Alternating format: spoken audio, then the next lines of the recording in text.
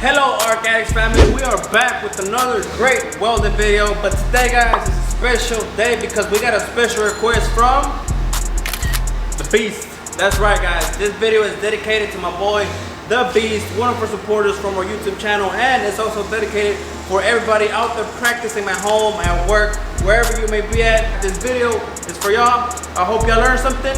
We got Santana here, let's get it. Alright guys, I'm going to be doing an 8-inch today, standard rod, schedule 40. And again, I'm going to be using my 3/16 spacer. I'm going to be using my Monster Tig rig along with the 1/8 tungsten with 70S6 filler rod. Stay tuned. Alright guys, we're going to go ahead and start the tacking process now. For my tags, again guys, I repeat it again like I've been saying in all my videos. My tungsten stuck out enough. I got my machine at 100 amps, okay? I'm running at 100 amps because I'm running on standard wall, schedule 40. It's easier to control the photo at 100. And let's go ahead and tag it up, guys.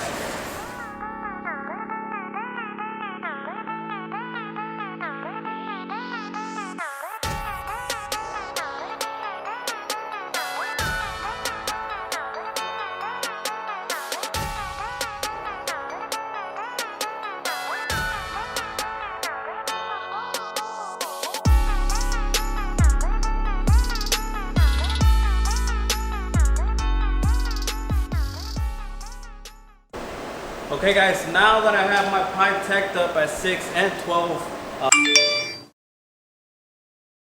I got it on a 5G position. Now, what I'm gonna do next guys is I'm actually gonna add a bridge tack on the side of my pipe. That way whenever I weld my other side, it won't close on me or anything like that. So let's go ahead and get this bridge tack done. And from there, I'm gonna hit the root and let's see how it comes out guys.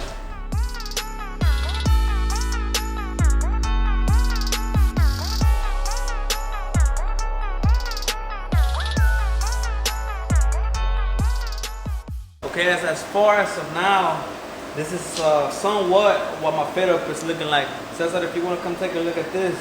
Okay guys, I got my tacks at 12 and my tack at 6, and I also got my bridge tack at 3. Okay, so now we're actually going to go ahead and start on our root. I'm going to be providing you guys with arc shots from the inside so you can see my back feeding technique. Let's get it. Okay guys, as far as my position wise, this is the position that I'm actually going to be at, and like I told you before, I like to freehand on my root. So this is what is somewhat going to look when I'm doing it on position. Okay, so as I'm burning, you got to make sure you're feeding down on your rod. So this is the position that I'm actually going to take it, like this.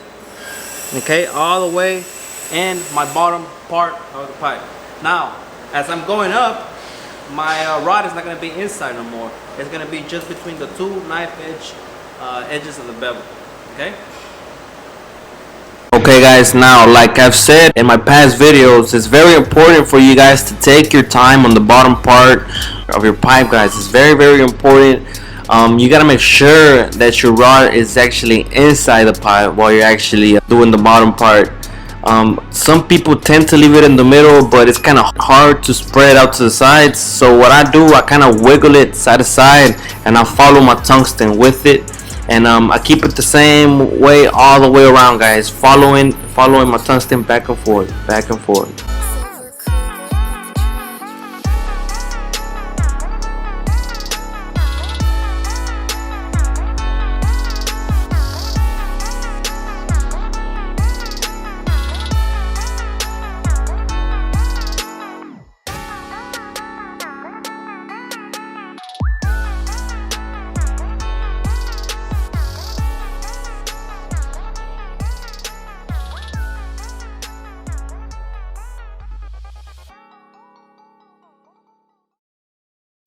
Okay guys, so now we're gonna go ahead and start on our right side. Okay, and same thing guys, same position that I did over there. I'm gonna do it this side. It's actually something like that. Since if you want to come on this way, it's actually something like this guys. Okay, something like that as you're going up. Okay, I love 5G, guys. It's actually very easy, and again, make sure you feed your rod continuously. Okay, you keep it feeding and feeding and feeding if you want that good smooth root. Okay, guys, now this side, it's basically the same thing, guys. Okay, the same procedure. Okay, don't let nobody tell you that your rod has to be at a specific angle once you're welding from inside of the pipe. Okay, it doesn't matter, guys, what angle you have your rod at, as long as your rod is inside the pipe. Okay, and make sure you push down your rod consistently. Don't shove it down. If not, you're gonna be getting a cold wire. Okay, that's why you gotta feed down your rod slowly and burn slowly as you're going. Okay, especially for beginners. As you can see, every time I stick out my rod, guys, I'm repositioning my body. Okay, that's why I keep taking out the rod and putting it back in the puddle, because I'm repositioning my body. Now it's not bad. Okay, but try not to do it too much. Okay, try not to do it too much. And basically right now, as we're going up, guys, sometimes I take it out too to get more rod and feed it down. Okay, that's why some of the reasons in the arc shot why I stick out my rod and then I put it back in, because I'm grabbing more rod to feed.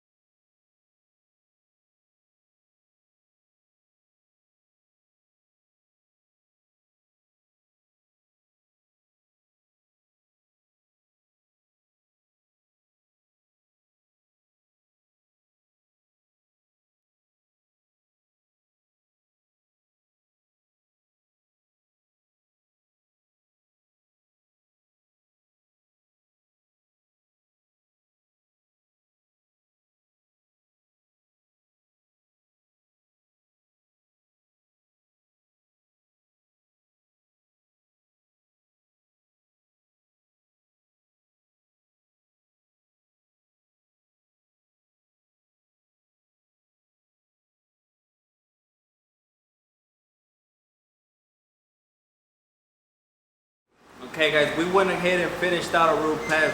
It came out excellent, guys. Now, Cesar, come take a look at this, the inside of the pipe. Okay, it looks good all the way around, guys. Okay, that's what you want, guys. A good, perfect root all the way around. 1/8 penetration all the way around. That's what the QC is looking for, and that's what you should give them, guys. Okay, so make sure you take your time. As you can see on my arc shots and on the arc shots from the inside, I was taking my time, guys. Don't try to rush it, please. unless you're a professional, you've been welding for quite a while now, go ahead and do your thing, man. But as a beginner, guys, make sure you take your time on it, okay? Now let's go on to the hot pass. The hot pass, guys, I'm gonna be running it at 140 for my first hot pass, and then after that one, I'm just gonna go ahead and turn my machine up to 200 amps and get it filled up. Okay, guys, now we're actually doing the hot pass. Now, for some people, for beginners especially, when they're doing their hot pass, it comes out gray and dull. If you want some nice colors on it, guys, you gotta make sure you catch some speed, okay, and some good heat. Okay, right now I think I was running my hot pass, my first hot pass, at 145 amps, but my speed was consistent, okay? And make sure you don't focus too much yourself on the middle part of the bevel, and just because you don't want to have no suck back on that root, guys, okay? Make sure you don't run it too hot either.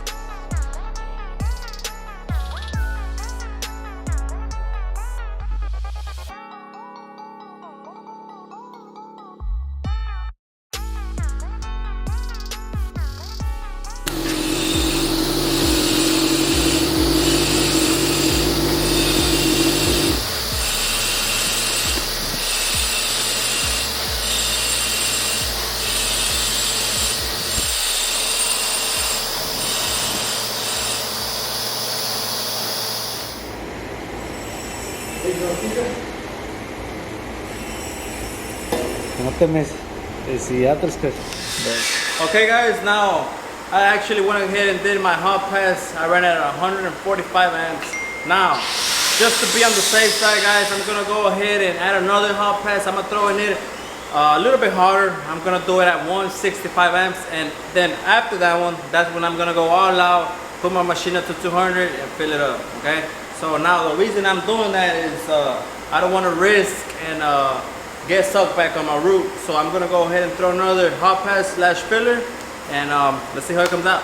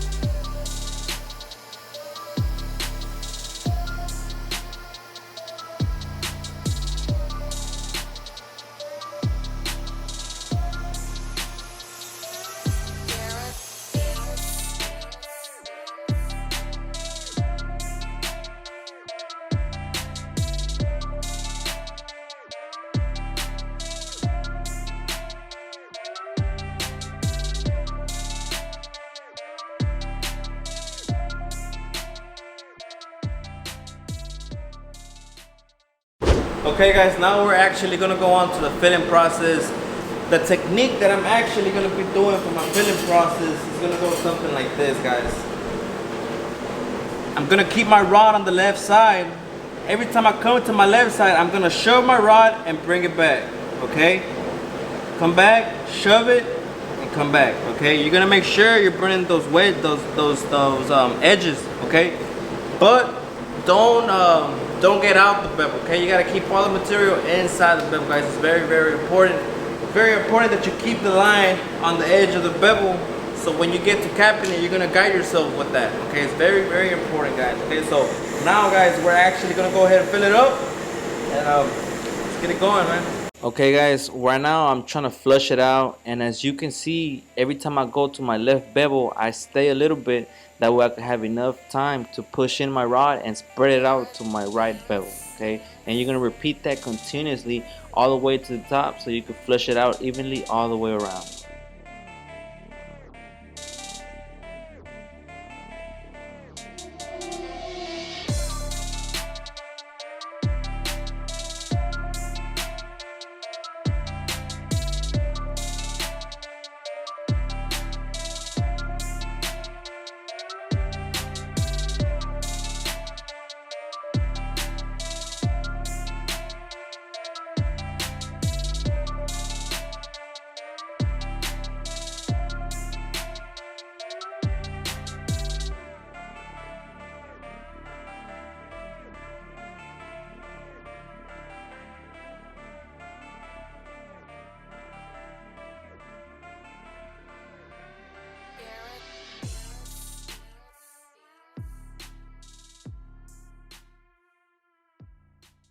Okay, guys, so our pipe is flush, guys. It's ready for the cap. Now, one smart thing to do, guys, is when you're actually filling the pipe up, your regular TIG gloves they're gonna get hot. Okay, so what I suggest, guys, is get you some Tillman 650 amps. Okay, depending on your size, small, medium, or large. But these work great for freehanding, guys. Now, when you're grabbing your torch, these are really good because you don't feel the heat at all. Okay, so I went ahead and flushed it out at 200 amps. Okay, with a max start 200 milliliter. Now, Caesar, if you want to take a look at this, how the pipers look. Now, it's not gonna look as pretty, guys, as the hot pass. Okay, why? Because we're running hot. We're just trying to fill up. Okay, but we're saving the best for later. Okay, now stay tuned for the cap, guys. Okay, now for the cap, we're actually gonna go ahead and let this pipe cool down, and we're gonna go ahead and run it at 185 amps. Okay, stay tuned. Okay, guys, now our pipe is actually cooled down, guys, and flush. Now we're gonna go ahead and cap it. For the cap, I'm gonna be running at 185 amps with 1/8 70S6 filler wire.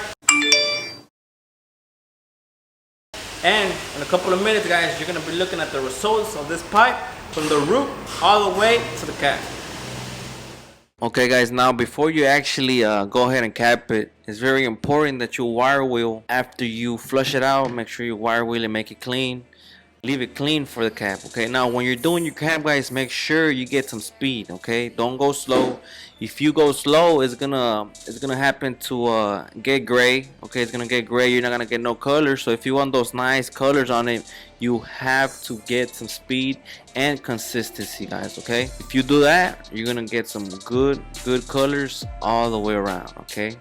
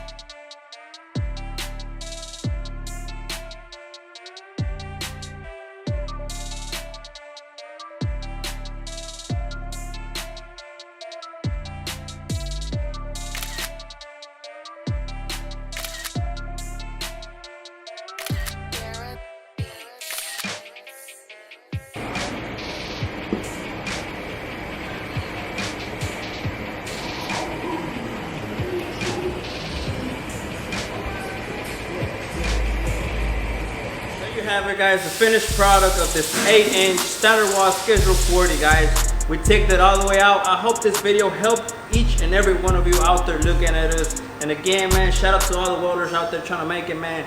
It's real hot out here in Texas. And again, guys, we're gonna be back with more welding content here in our Addicts channel. So make sure you stay tuned, and don't forget to like, subscribe, and comment. Models popping bottles.